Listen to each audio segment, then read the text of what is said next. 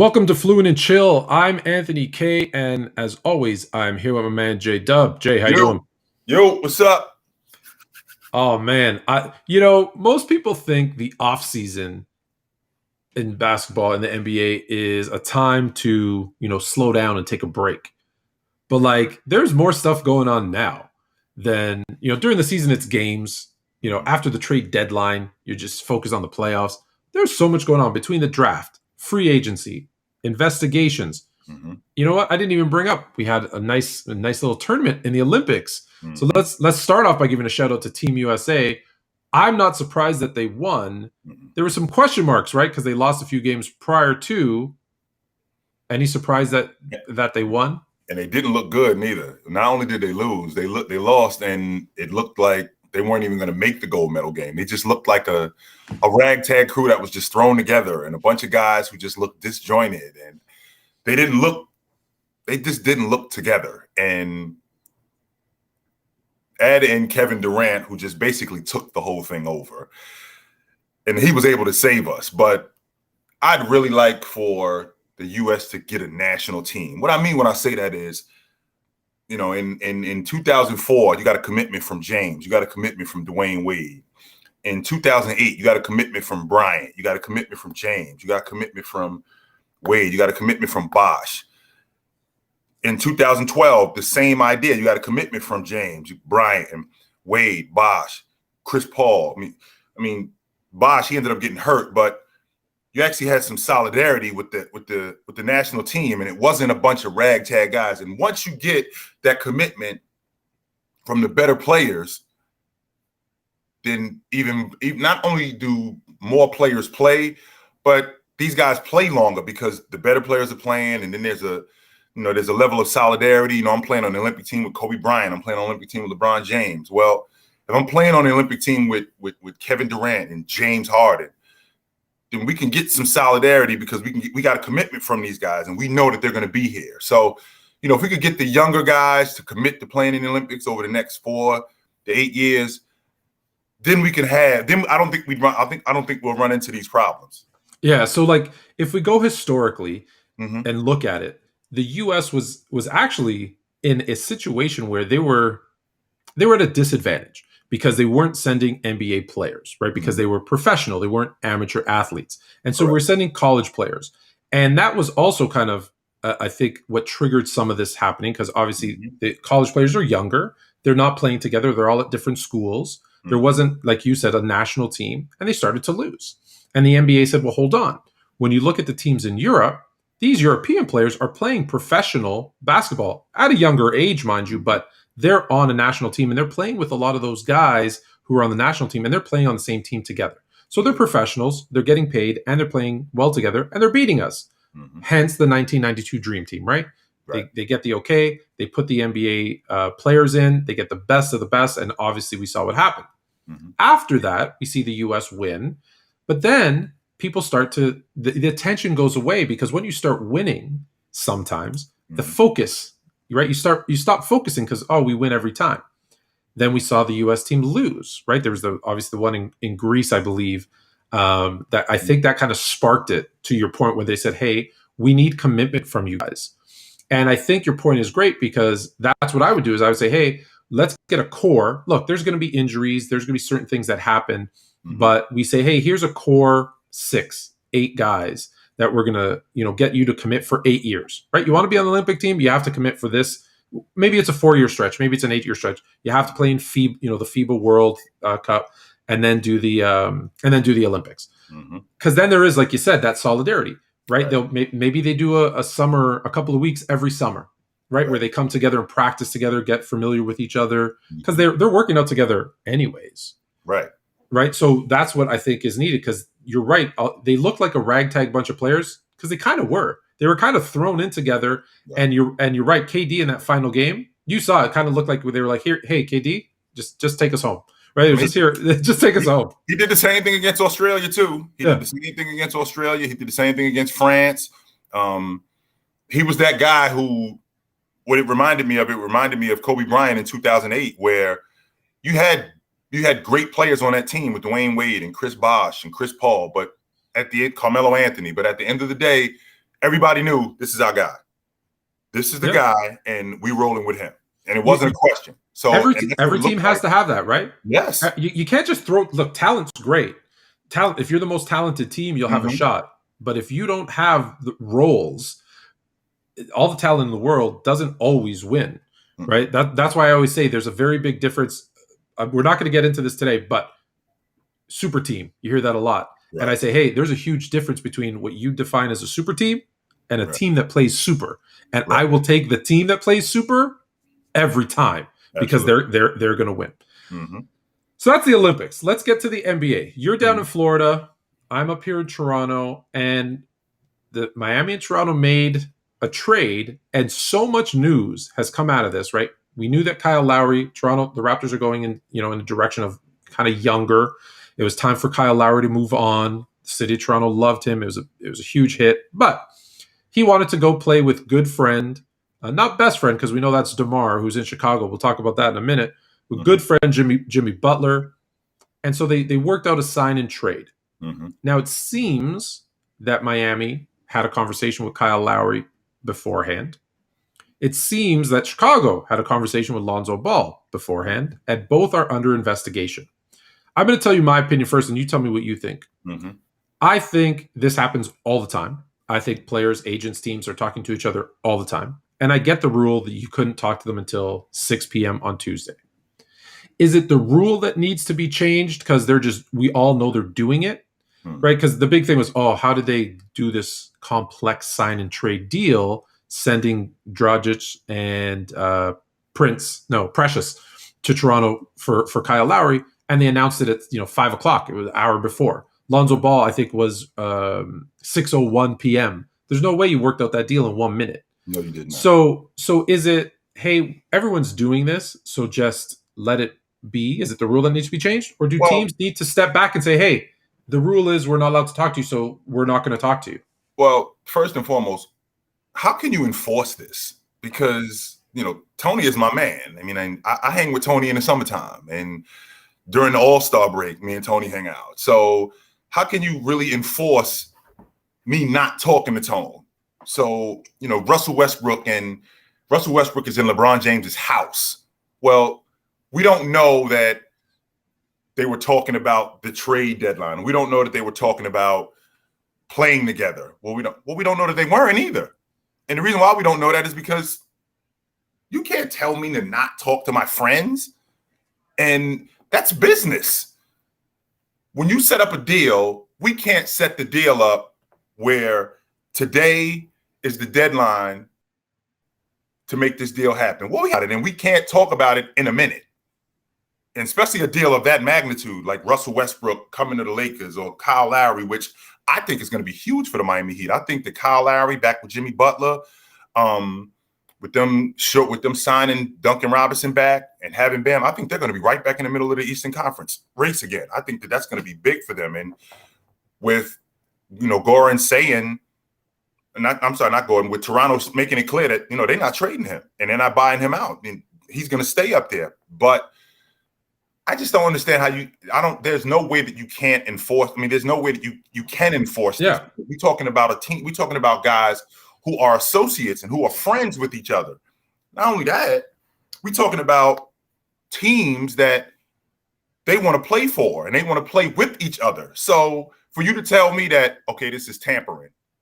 Well, I mean, I talked to this guy a month ago and we talked about this. Now, I understand the rules are you can't talk to a guy who's under contract with another team. No, I think players can. Right. Players can, but agents that's the part is just, look, players are going to talk. So if I can't talk to an agent, my agent's going to talk to me. I'm going to go talk. Like, it's happening. I think that's the point. It's happening. Yeah. Let me know. Here's my idea. Let me know if you like my idea. My idea is when the final buzzer sounds and we've crowned an NBA champion, you can talk to whoever you want to talk to, because that's the end of the season. We're done. And we're done. And and let's have those conversations. And if we say, okay, you can't announce a deal until this time, because just think about it. You tell me that I can't talk to anyone until Tuesday at 6 p.m. So what do I got to do? Stand outside their house at 5:59 and wait till 6 p.m. and then walk in and start negotiating. Like it's that's never gonna happen. I remember remember the midnight deals where I'm waiting on the phone at 12:01 a.m. I'm gonna make that. Come on, they've had a conversation already. Why do this game of you're not allowed to talk? It's happening, and I don't even think it's wrong. I think, look, if you're at a job, just a regular job, forget the NBA. You're at your regular job. You're doing your 9 to 5, and there's another business that is interested. They see how good you're doing your job, and they call you up and they say, "Hey, I want to have a conversation with you about maybe making a change and coming to work for me. The hours are better. It's 10 to 4. I'm gonna pay you a little bit more instead of working a 9 to 5, 10 to 4 every other Friday off." I'm okay having that conversation. You make that decision. That's what any other business does. So if the season is over, listen, I'm not saying in the middle of a game to go over to the other team's bench and say, "Hey, do you want to come over to my team?" No. Which they do anyway, by the way. Which the players do. The players do. Yeah, you don't. I hope I don't see coaches going over and whispering it in people's ears. But now the season's over technically. So hey, come over. Let's have dinner. Let's have a drink. Let's talk about you're currently here. Would you be interested in coming to the Milwaukee Bucks? Yeah, you know what? I would. All right, let me call up the Bucks as your agent or as a team representative. Let me call up the Bucks, see if I can work out a trade. You want to come here? We want you. I don't see the problem there. Well, Tone, that's exactly how it happens. And if you look at what happened with the Lakers, Rob can't talk to Russ. Jeannie can't talk to Russ. James can though. Yep. Anthony Davis can though. Hey, come over to my house and let's have a discussion. Well, you say that they're tampering. Well, how can you enforce that? And number two, how can you prove that? This guy's a friend of mine. He came over to my house for dinner. And they already had an unstable situation in Washington anyway. And well, coincidentally, he ended up getting traded. How can you really prove that there was tampering? I think, Tone, to be honest with you, how about we have like in college where at this specific time, this is when the recruiting period opens up. And from this time to this time, you can talk to whoever you want. Yeah. Exactly. Once the time ends, then we're done. Yeah, it's perfect. Because again, like I said, it's happening. They're just trying to do it behind closed doors. Let's be honest, because someone complained. In the Toronto situation, it came out that a team complained because they felt that they didn't have an opportunity to go after and sign Kyle Lowry as a free agent. But let's be honest. Kyle Lowry said he's at that point in his career where he said, "Hey guys, I want to play in Miami. Can you make a deal happen?" And Masai, being the smart GM that he did, he said, "Yeah, of course." Called up Pat Riley and said, "Hey Pat, Kyle wants to play in Miami. He wants to sign and trade because obviously he wants to get paid too, which he deserves at this point in his career. What are you willing to give up?" And Pat Riley said, "Well, if I have Kyle Lowry, Goran Dragic is redundant." Masai said, "Well, if I'm going to take Goran, an older 36, 37-year-old point guard for salary match, I want a young player too. How about Precious? Yeah, I'm looking at my team. Okay, makes sense. Let's do it." Right? So now we get the player that we want, who we think's an upgrade from Goran Dragic. And, we have to give up a young prospect, but who knows how he's going to develop. And everybody's happy. You didn't have a chance as another team, right? Because here's the thing. Kyle Lowry's a free agent. So he could sign wherever he wants. Trust me. He went and told them, "I want to go to Miami." And he wasn't coming to New Orleans. He wasn't coming to on. Oklahoma City. So you guys can dead that. That's like saying when he signed to go play at Kansas. Listen, he was not coming to Creighton. He was not coming to Holy Cross. He wasn't going there. Yeah, I'm going to pick on the Sixers. I feel like it's the Sixers who complained. That sounds like a Maury type of thing to do. I'm sure he did. I'm sure he did. So give me a break. So with that trade, Goran Dragic comes to Toronto. Toronto made it clear they're like, "Listen, we want," because they're young. They're a nice young, like if you look at their roster, they're like 6'8", 6'9" with 7'2" spans. There's like 8 of them that can just their defense better be phenomenal because they can literally switch every position with these crazy long arms, athleticism. I don't know how they're going to score, but defensively they're going to be good. But they said, "Hey, we need a veteran point guard to kind of teach." Right? Van Vliet's good. He's still young. What's the other guy? Malachi Flynn. Looks good, but he's very young. So we want a veteran. You get it. You want a veteran guy. Goran comes out and says, you know what, I had, higher aspirations, higher expectations than Toronto. And it came across as I don't want to play in Toronto because I want to be on a winner. Mm-hmm. I'm actually okay with him saying that, right? I did give him a hard time and I said, hey, Toronto probably wanted a better player than you. Because if you're in Toronto, I'm sure they want Bradley Beal or Damian Lillard, right? Obviously, everybody does. And then this is the part that actually bothered me more. He then came out with an apology and said, no, that's not what I meant. It was misinterpreted. Toronto's a great organization. They won a championship 2 years ago. Record wise, they've had the best record in the East. If you look over the last 10 years or 5 years or whatever, they're a great organization, really well run. It's not what I meant. I would have preferred, I like honesty. You know me. And I would prefer, he said, listen, I'm 37, 36 years old. I believe he doesn't have an NBA championship. I'd like to win a ring before I retire, right? So it's no disrespect to Toronto. Toronto's a great city. It's a great team. It's a great organization. They're in a point in their process, right? In their process, whatever, where they're young and they're building. I would prefer to go to a team that's in contention to win a championship next season, right? And I have a short list, and I've given that. Now, that should be a conversation he has privately with Pat Riley and Masai Ujiri.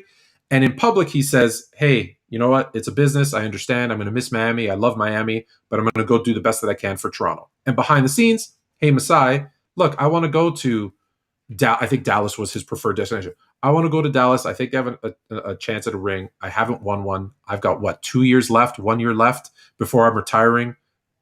If you can make that happen, I would be forever grateful. That's the conversation you should have.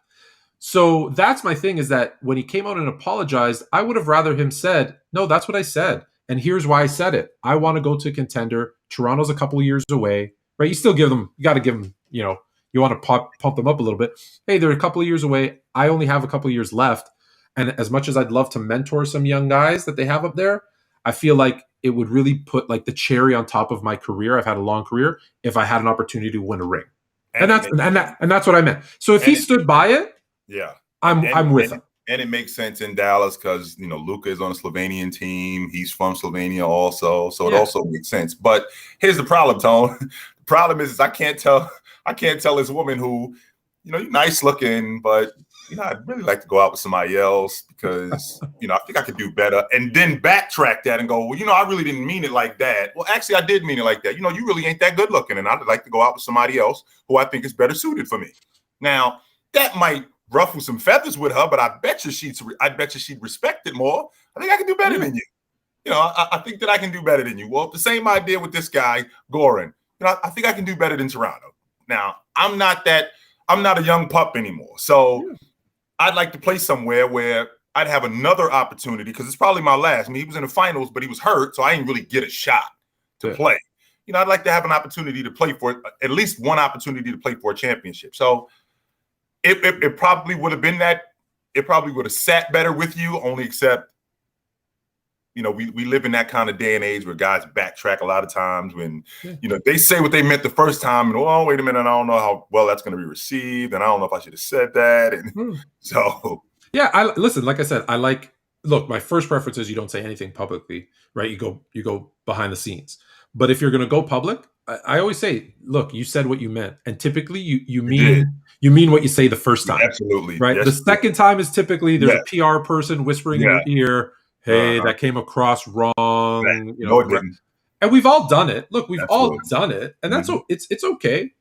I also understand in the culture we live in today, you got to be careful because, he get canceled. And now nobody wants, he could end up. Yeah, he could end up like Dennis Schroeder. I don't want, what it was, 185 million. Now you're gonna get nothing, right? You should take the money. So that brings me to free agency. What do you think is the biggest, most impactful free agent move? Well, I think that there were a number of different teams who did a lot of good things. What Chicago did, they added more firepower offensively. I'm not really talking too much about Chicago or jumping out the window with them until I see what they do defensively. All right, they added 22. They added 22 more points a game from their wing position in DeRozan, and then they added a floor leader in Lonzo. Absolutely. So I can appreciate that. who also is a good on-ball defender and a distributor. All right, so I can definitely appreciate that. Who's going to guard, though? Who's going to rebound? It can't just be Vooch. And Laurie he's gone the other way every season since he's been with Billy Donovan. So until I see them guard, I'm not jumping out the window on them. I really dig what the Knicks did because I think RJ is going to come back better next year. I think Randall's going to come back better next year. I think Kemba was a no risk, all reward because they didn't have to pay for him. Oklahoma City bought his contract out. And if it doesn't work, he came for cheap. So we didn't really have to pay anything. But if it does work, we got him on the cheap and it worked out. So I think that was great for them. I like what Toronto did in the draft, even though I still had I like Scotty Barnes and I like what I'm seeing in the summer league with him. I think he's going to be a player. I still got a question about what they're going to do with OG. Yep. I don't know exactly what the plan is with him and OG. I like what Dallas did, bringing back I think Tim Hardaway is one of the better D&3 guys in the game. They still got to get together with Luka and KP and define what we're doing offensively. We still got to get that. But Dallas, let's pause there, right? Dallas is still a star away. I don't think so. I don't think they're there yet. I don't think so. It's in today's roster makeup of the NBA. I think it's even harder, right, to win without that number two, right? Giannis. Everyone says, well, Giannis didn't have a superstar. Yeah, but Giannis had Holiday and Middleton, who look, they might not be superstars, but they're stars in this league, right? They had a three-headed attack there. It's gonna be hard for Luka with that roster. I feel like it's the same thing that he had with the Slovenian team, right? He's the guy, and he can carry them so far. Yeah. But he needs another piece. So hopefully I love what the Lakers did, Tone, to be honest with you. And the reason why I love what the Lakers did is because now James, everything isn't on him. He's not responsible for scoring all the points. He's not responsible for rebounding. He can be a primary distributor, and I like him playing that way because now really, yeah, absolutely, because it opens up more of Russ's game because now Russ can play in the open floor more. Because if you notice when James plays, he's looking for Anthony Davis in transition. He's looking for Dennis Schroeder. He's looking for his bigs in transition. Now, when Russ getting out, he's looking for these guys in transition, and I don't have to do all the work. He can sit and rest, and you can preserve him. So he'll play all the games, but he doesn't have to play 35, 40 minutes. All the minutes. So it's interesting. It's interesting that you said that, and maybe it's because you're talking about transition, because my immediate reaction was actually I would do something a little different. Because here's the two things that I've been hearing. One is they signed a bunch of guys who are 38, 39, 40% three-point shooters. The problem is none of them are starters, right? If you look at the projected starters of Westbrook, THT, LeBron, and Anthony Davis, right, you don't think of any of them as three-point shooters, right? And how do they space the floor for those guys? So my thing when I looked at it was, well, the way I would look at it is Jordan. LeBron has actually become, as he's gotten older and relying less, where the reason I was thinking Jordan is you saw Jordan in the tail end of his career be a turnaround fade, right? That was his shot because he knew athletically he couldn't do what he used to do. What I've seen, what I've seen from LeBron is a guy who's actually his 3-point shooting. He's really done a much better job of like his percent. I think it was 36.5% last year. And I only think that's going to get better. So while I agree with you, as you say it in transition, let LeBron be the transition guy to get it up to Westbrook and AD and others. I think in the half-court offense, you let Russ be the main distributor and you use LeBron and bring in one of those other 3-point shooters as your shooters with AD and whoever working the other part. Because I thought LeBron can actually now be one of those guys who's used to space the floor because he's still going to get attention. He shoots, when you shoot 37-ish, hopefully better, 37, 38%, you're a legit threat from three. So now it opens it up for Russ and AD to do what they want to do. So I'm almost like maybe that's his transition is, to your point, getting the ball up to those guys in fast break, but then on the half court, be that guy who I don't want to say rests on offense, but Mhm. again, he doesn't have to be, pounding the ball and doing everything, which at 37 years old, you don't want him doing that anyways. Well, let me ask you this, Tone. How do you feel about Russ and James playing the pick and roll where Russ is the screener? And if you get James playing the four, where you get a four-man to switch on James, and you get Russ and James in the pick and roll, and then you get Russ to switch on to that. You get that four-man to switch on to Russ, and now you got Russ in a mismatch. Yeah, Or you got Russ diving to the basket. I know AD doesn't want to do this, but I would have AD at the 5, LeBron at the 4, Russ at the 1, Mm-hmm. and then one or two of those shooters, whether it's not all those guys they brought in, one or two of those guys spacing the floor, and that's exactly what I would do. If you put Russ and LeBron in a pick, right? Then LeBron can pop, he can roll. Then you got Westbrook, like you said, who could get a matchup against a 4, who he's going to take to the hoop every single time. Right. Or if he screens and then sees and he dips, well, athletically, he's going to jump over somebody, and that's an easy dunk or something down low for him, or he's getting fouled. So yeah, I love if that's what they do, because they're set up to do that way. Can they get? Here's the thing: you got a guy like Carmelo and Nunn and those guys. Will they understand my role? Right, is to hit these open threes because they're going to have some, and get the ball down into AD. And will AD say, "Hey, I know I've said forever I'm a 4, I'm a power forward, I don't want to be a center." Hey, in today's day and age, you're the prototypical center. You're actually what every team wants as their center. If they can do that and everyone understands their role, I don't care. Everyone's like they're old. They're not. Look, their top guys might be older, but they got some younger talent there too that can shoot. I don't like the whole the geriatric Lakers I've been hearing stuff. No, man. I think you'd be surprised with them because they're now so deep. Yeah. That no one's gonna have to put in, like you said, 35, 36 minutes until the playoffs, which hey, you got to do what you got to do in the playoffs. Yeah, absolutely. Okay, so we've talked about some of the moves that we like, we don't like. I'm gonna start at the bottom of the list, and this will be how we'll finish off today. I'm gonna give you the teams that ended kind of the bottom half in the standings last year. We're gonna start with the East and then go to the West, and let me know if you think they're gonna go up, down, if that's even possible, or stay the same. So here's the first bunch: Detroit, Orlando, Cleveland, Toronto, Chicago. I'll give you groups of 5. So let's start with Detroit. First pick overall, Cade Cunningham. Well, it looks to me like they're building that thing around Cunningham, and they're building that thing around Jeremy Grant. It still looks like they got a lot of work to do. I don't think that they're going to be at the bottom of the Eastern Conference again. I do think that they improve because I love what Cade Cunningham brings. I think that he could be. I think he has the ability to be an elite defender. And you know how I feel about two-way players. Yeah, guys who play on the other side of the basketball. I think that he can be an elite defender.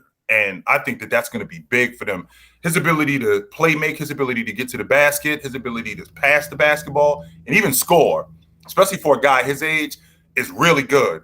But what separates him, in my opinion, is his athleticism and his ability to play on the other side of the basketball. Now, losing Vooch in Orlando, I mean, they were already at the bottom of the East, and they were starting over. They were definitely starting over. They'll get Markelle Fultz back. They'll get Fultz back. I'm very disappointed in Bamba, and I just haven't seen anything from this. We're in year 3 now, and I haven't seen anything from him that makes me think that he's going to be a star or he's going to be worth that top 5 pick. But do you think, because typically big men take a couple more years to develop into the league than guards? Do you think they don't, Tone. Not on bad teams. You don't think he needs another year or two? Not on bad teams. When you're on a bad team, your game, you get to play your game and you get to flourish. Now, I can appreciate him playing behind Vooch, but he just doesn't excite me. I'm not watching him going, yo, this is the future of the Orlando Magic right here. He doesn't excite me. So I don't really see Orlando taking a jump. I wouldn't be surprised if they were in the same position that they were in last season. I don't see the jump that they're taking. What about the team that you and I would probably do a better job running? The Cleveland Cavaliers. And I'll tell you what, Tom, they've actually done a good job at drafting, because getting Mobley, I think he's going to be really good for them. Signing Jared Allen. I think they got an all rookie wingman and a Koru. I love that, what they're doing there. However, we still haven't gotten to the bottom of what they're doing with Garland and Sex. 1 minute, Sex is your primary ball handler who doesn't pass at all. I mean, he averaging 4 assists a game. Garland, I love what Garland is doing in terms of his athleticism. Then you move Sex to the 2. So I really don't know what they're doing in Cleveland. And you still got that contract with Kevin Love that you got to get figured out. So I wouldn't be surprised if Cleveland was still at the bottom of the East again. So they don't excite me at all. I am going to have my ear to the ground, and I'm going to be watching Okoro, and I'm going to be watching Mobley in that front court in Cleveland. But other than that, I like Mobley, right? I like Mobley. I think a lot of talk was about obviously Cade Cunningham won, but then Green and Suggs. But I that was the one I kept saying was watch Mobley. I think he's going to be the one that surprises everybody, even though he's going third. It's not a huge surprise, but okay. Toronto, Chicago, we talked about a little bit. I think we both like them. They're gonna improve, right, from 27 and 31 wins, right? Maybe not 500. I think Chicago. I think takes the leap. Personally, absolutely. I do. I think that Chicago does. I wouldn't be surprised if Toronto was. I mean, they finished 12th last year, but I wouldn't be surprised if they were fighting for a spot in that play-in tournament. That wouldn't surprise me with the young guys that they got. I mean, I think Siakam after the All-Star break was averaging something like 28 a game. So they got a lot. They got a lot of and Boucher, even though he looks like if you got a real hard win and blew it at him, he'd fall right over. I want to give that guy a sandwich every time I see him. I know. Tone, put some mayonnaise on it, please. Yeah. Put some mayonnaise on it. Put some extra meat on it, because this dude don't look like he's bigger than a minute. Yeah. So, but he's still. But look, man, he's hit that, and there's very few players that come with the amount of energy and aggression that he comes with. He'll take you dunking on him, but he's going for that block. Right, because he will come back down and dunk on you. Like it's I love that energy and that fearlessness. Mm-hmm. So I think same thing. I think they're fighting for that play-in spot too as well. Chicago, I think, is going to be in the upper top, maybe 4 or 5 seed is where I see Chicago. All right, the next grouping is Charlotte, the Pacers, the Wizards, and the Celtics, who surprisingly, a lot of people surprised. You got Jason Tatum, and you're finishing 7th. Yeah. Well, I'll start with Charlotte, where I think Charlotte makes the playoffs. I think that they're one of the better 8 seeds, but that's contingent on Hayward being healthy. Yeah. Because I think you got your floor general in Ball. I think Scary Terry is exactly that, Scary Terry, and he's going to give you buckets. Bridges is exactly what you're looking for in a player. He's absolutely what you need. This is contingent on if Hayward could stay healthy. If Hayward could stay healthy, forget it. I think they're in. Fortunately, that's a big if, right? Because when was the last time he played a full healthy season? And usually when he gets hurt, Tone, it's not something where he's out for a week. No, it's not a sprained pinky. It's he's out for a month. Yeah, he's out for 2 months. It's always something like that. So yeah. Pacers are snake bitten. They've always had the talent, and not only have they had the talent, these guys have made the leap. Getting TJ Warren. TJ Warren was over 20 a game. What is his name? TJ Warren. Why you think about it? TJ Warren was like, he was the bubble MVP, right? That's what I'm talking about. And Sabonis made the All-Star team. Yep. Sabonis made the All-Star team. TJ Warren is a guy that I'm loving. You're talking about Holiday and Brogdon. The problem with Indiana, and they added some guys with Miles Turner being the defender that he is, and bringing in Torrey Craig. That's going to be another piece for them. The fact that they were capped out, that really isn't a big deal. And the reason why is because Indiana is very much like Oklahoma City, like Portland, like Minnesota, where they got to build it through the draft. You're not getting guys in free agency. If they could stay healthy, is the biggest issue for Indiana. If they could stay healthy, I think they're a top 5 team in the East. Maybe even maybe even better than that. Indiana, I'm gonna steal something from the football side of things, because on Friday we're gonna do Fluent and Chill football, and so Indiana reminds me of the Green Bay Packers, right? Like Aaron Rodgers said, people aren't coming to Green Bay for the weather. They're coming to play with Aaron Rodgers. No, they are not. Washington made some moves. How you feel about Washington? Tone, when I think about Washington, I know you can see the disappointment on my face Yeah. because I feel the same way about them as I do about Cleveland, and I feel like Bradley Beal, he loves it there, and he's a very loyal guy. And he's only 27 years old. What I don't want to see him waste away. Mm-hmm. I don't want to see that. And with Bradley Beal, the guy that's next with him is Hachimura. Can he take the leap and be better? Because Robin Lopez is Robin Lopez. Ish Smith is Ish Smith. What kind of improvements have they made in the backcourt? They lost Russ. They got Kuzma, who I think Kuzma is going to be good. I do. I think. Listen. I've said this before, and I'll say it again. I think Kuzma. I think when you're a young player playing with LeBron, mm-hmm. I don't feel like I can see what your true game is. Yeah. Because he's ball dominant. It's his system, which makes sense when you have a player of that magnitude. Sure. You play their way, and you've seen not every, but almost every player they traded away from that Laker team when LeBron signed there has played well, right? They've all done better, and in terms of development outside. Right. So I think you're going to see. Look, is he going to become a superstar? No. Will he take a step forward? I think he will. Yeah. And I think they got Dinwiddie as well, right? Yes, they got Dinwiddie as well. And who's coming off an ACL injury. So what he's got to prove is that he can hold up. So before he can even prove that he can play at a high level, he's got to prove that he can hold up. Then you got Trez back in the mix, and you got KCP. So, you got a bunch of guys. You got a few guys where we got question marks, but for the most part, I see Washington taking a step back. I don't see them taking a step forward with that group. Okay. Are you surprised that Beal's still on that team? Because I see a guy like Beal and I think of Damian Lillard. Both of them loyal to their cities, loyal to their teams, and just but they can't get over the hump. And I really would have loved to see the two of them get together somehow, somewhere, because I feel like both of their careers are going to be remembered for not fulfilling their full potential. I think that just like Damian Lillard in the 2019 season, that Portland team had peaked. I think the same thing happened the year before John Wall got injured with that Washington team. I think that they peaked when they lost to Boston in the Eastern Conference semifinals. I think that was it for that group because they didn't do anything to improve it. They were building it around Wall, and they were building it around Brad, and they were going to be a team that was just going to go to the playoffs. And the Eastern Conference was really good. I mean, James was in the Eastern Conference. Toronto was getting better.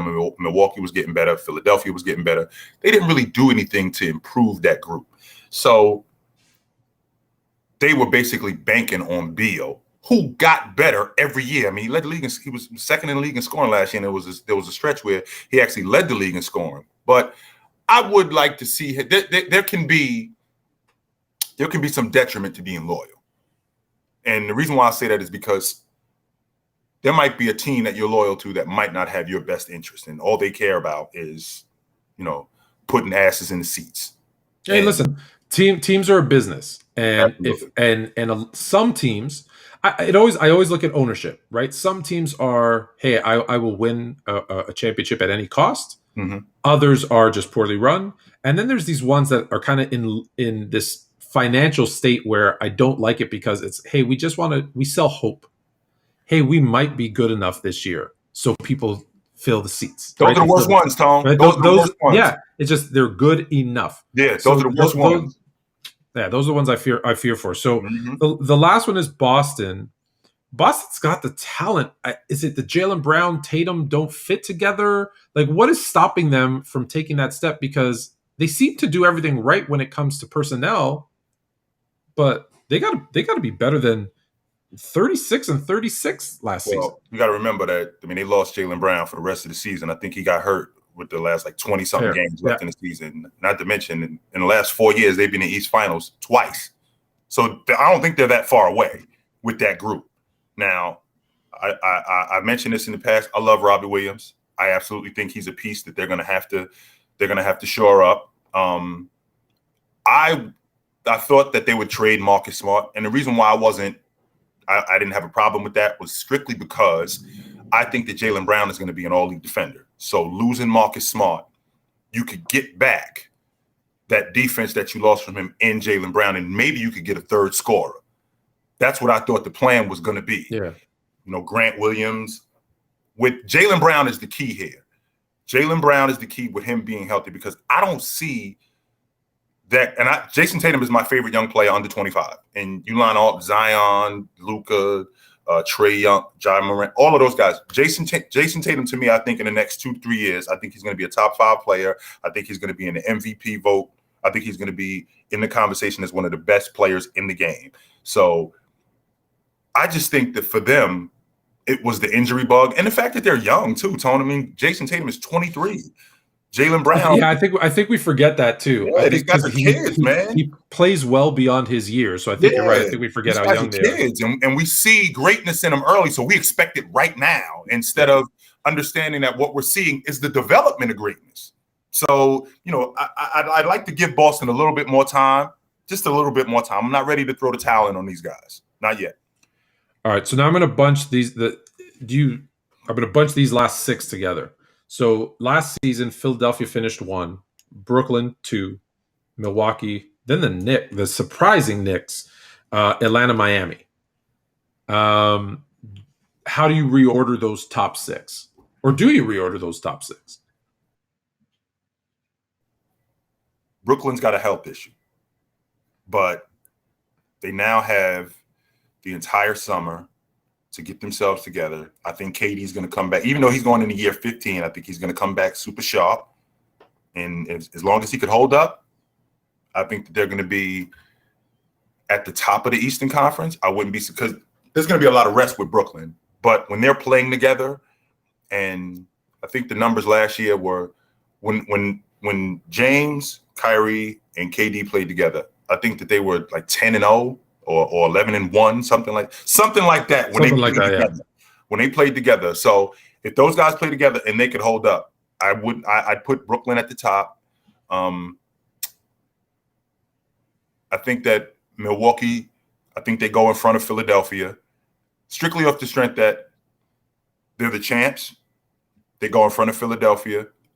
I go Philadelphia at 3, because until you show me somebody that could slow down Embiid, and as long as if Ben can bring his mental game offensively up with his defensive game, I think that they're going to be at the top of the East. So I'm gonna put them at 3. Can you pause there? I'm gonna pause you there. Sorry to interrupt, because I want to ask you this question, because this came up about Ben Simmons, and it's a really off the wall kind of thought, but is it crazy to tell Ben Simmons in the preseason, when it doesn't count, you have to shoot 5, whether it's 3s or mid-range and out jumpers per quarter, or I'm pulling you? Just to force him to do it so he can see, like, if he misses them all, does it kill his confidence is my only fear. But does it, because we see him in practice, he can shoot. It's not like he has horrible form and we need to change it. That's right. It's 100% mental. So do I force him to do it? And I bring up this because when I was heading into my senior year of high school, I was, listen, at 6'3" in my high school, right? I was playing the 3, the 4. And I obviously needed to transition to the 1 or the 2. And so I got sent to a guard camp at the University of Kentucky. And Rick Pitino and his staff did a great job. And one of the things they said was, hey, what is the one thing that you need to get better at over the next 2 weeks? And I said, look, I need to move into this guard role, because I know, listen, I'm 6'3", so unless I have some kind of crazy growth spurt that I'm not expecting, I need to be a better shooter. And he said, great, you're going to shoot 1,000 jumpers a day. And you're just going to be over there shooting until either your arm falls off or it becomes second nature that you're open, you're shooting that. And I went back my senior year, and I went from maybe being second or third from the bottom in 3-point shooting to the top 3-point shooter on my team. Nice. And I give all the credit to Tony Delk, I've told you this before, and to Rick Pitino and that staff, because they took what I said and they said, go, this is what you got to do. You got to do it until it becomes natural. So I've taken that kind of personal experience and saying, maybe that's what they need to do, is just in the preseason, in whatever, you have to shoot this. If you don't, you're going to sit next to me. And I know that's almost childish to say, come sit next to me, but force him to do it to where the point he's like, he's going to start to make them because he's talented enough. He's going to start to, and once he starts making them, it helps him get over what I think is a mental block. Is that a crazy idea? I don't know if it's crazy, but it's already a mental block with him anyway. So to force him to try to do something else, you might lose him because mentally, I think that I don't know how stable he is mentally because you've seen him in the offseason working on his game. So it's obvious that he's trying to do this. The question is does he trust it? It's the same thing like Giannis. You know, when Giannis goes to the stripe, Giannis obviously works on his free throws. The question is does he trust it when he goes to the free throw line? Is he at the free throw line going, this is money? Does Ben Simmons, when he's in the game and he's open, when a guy is standing in the paint with his eyes this wide, daring him to shoot the basketball, does he trust it and go, this guy's not going to cover me, this is money? Does he trust that? That's what it is. And to recognize that, if you're not doing this, you're a liability. And you're not helping us. If he can recognize that, he would just be so much better. Yeah. All right. So we were at Brooklyn at 1, Milwaukee 2, Philadelphia 3. I still think the Knicks are a middle of the road team in the Eastern Conference. So I would still put them at 4. And what I think about when I think about the 4-5 in the NBA, I equate it to the 8-9 seed in the NCAA tournament, where I think that's a pick 'em. Yeah, the team, the 8-9 team in the NCAA tournament, you could pick that game could go either way. Same thing with the 4-5. You get them in a series, any one of those teams can win. There is no, if Atlanta beats New York, we're thinking, wow, I can't believe they beat them. I mean, they finished like 2 games behind them. Typically, you'll see it, right? 4-5. I'm looking at it right now. 4-5 was New York, Atlanta. They both were 41-31. They had the same record. They had the same record. So that was a pick 'em right there. Yeah. So you could have put New York at 5. You could have put Atlanta at 4. It doesn't make a difference. Yeah. So I think that Atlanta I think they're running it back. So I think they bring their crew back. But I'm taking Atlanta out the mix, and I think Boston makes the jump, and I think they jump into the top 5. And I think they go ahead of Atlanta. I do think that. I think Boston's going to be a lot better this season. I think they're going to be a lot better this season, and I think they're going to make a lot more noise than they did last year. As long as those guys can hold up. So listen, we always got to assume health, because if someone gets hurt, that obviously changes the dynamic. So I just want to recap it for you. And what we're going to do on next week's show, we're going to do this for the West. So let's just finish. Let me just make sure I got it right. So you got Brooklyn 1, Milwaukee 2, Philadelphia 3, New York 4, Boston 5. Boston 5. Is Atlanta 6? Atlanta's 6. Miami drops then from 6 to 7? Yep. Okay. And then Chicago 8. Chicago. And then Chicago 8. So even with all the moves, Miami and more so Chicago did, you still think they're 7-8? I got to put them there strictly off the strength that I got to see them guard. I'm not prepared to throw them in the top 5 yet because I don't know how they guard. Yeah. I do think Atlanta takes that step back. I think that Charlotte's going to be right there in the middle of that play-in tournament, but I got to see Chicago guard. Until I see them guard, I'm not sold on it being a top 5 seed in the East. Nope. I think I'm going to see. I think Atlanta is actually the team that takes the biggest drop. So I'm with you on Brooklyn at 1 again if they're healthy. And it's funny, we're both picking we're talking about guarding. We're talking about the worst defensive team, and we're both picking them 1, but their offensive talent is just ridiculous if they're healthy. I'm with you with. I actually think Philadelphia stays atop. They go 2. I think Milwaukee stays at 3, and the only reason I think that is they know that the importance is the playoffs now. That's the one thing I see about championship teams. They rarely improve their record in the regular season the following year because they know, one, they have that. There's always that early hangover at the beginning of the season, and they know, hey, we just got to coast, stay healthy, be a top 4 seed so we can have home court in the first round. And then we're okay. So I think they stay 3. Then I've got, so for me, excuse me, then I got Boston at 4. New York drops to 5. Chicago at 6. Miami at 7. Atlanta at 8. Okay.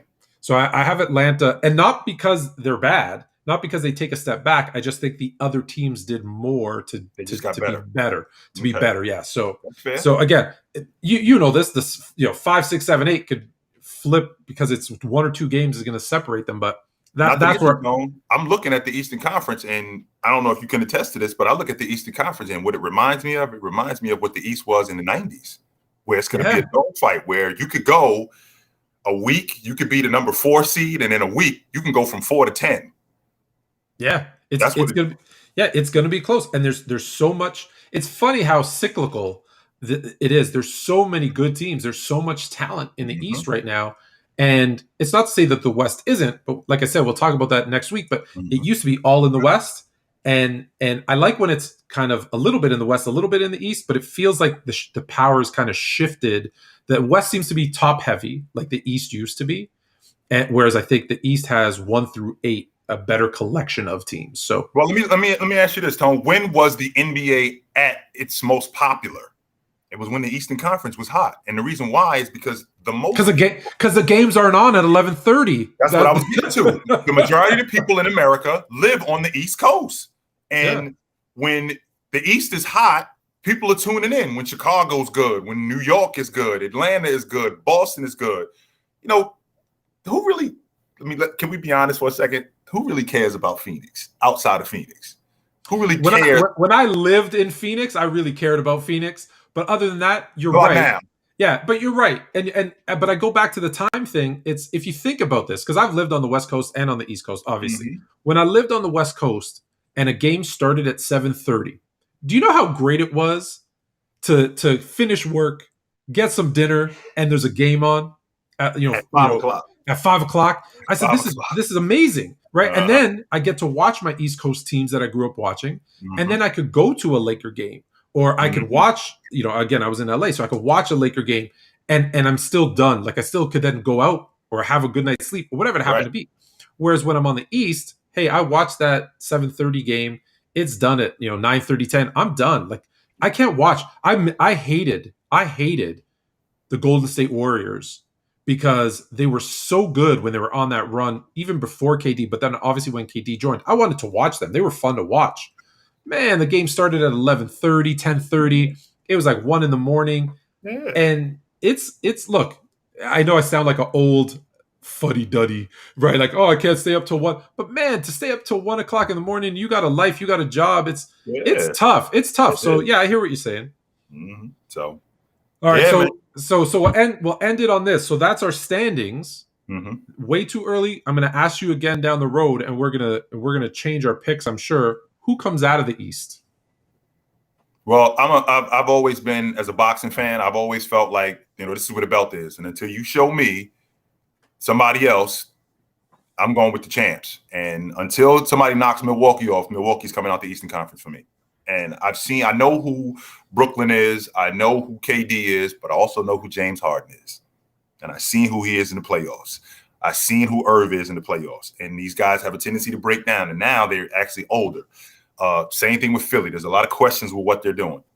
Until you show me that you could get past the Milwaukee Bucks, until somebody takes them out, they're the champs. And I got them coming out the Eastern Conference. Well, I will end it with one of my favorite wrestlers of all time. To be the man, you got to beat the man. That's it. Woo! That's what the belt is. That's and what the belt is. and so I'm with you because I'm of the same thinking. So I just want to remind everybody. So we're going to do this every week, Fluent and Chill. On Wednesdays is basketball, but you're going to get a double dose because every Friday, football Fridays, we're going to do the same thing with the NFL. So I'll talk to you on Friday. Until next time, guys, this has been Fluent and Chill. I'm Anthony K. Here with J Dub. Take it light, but take it.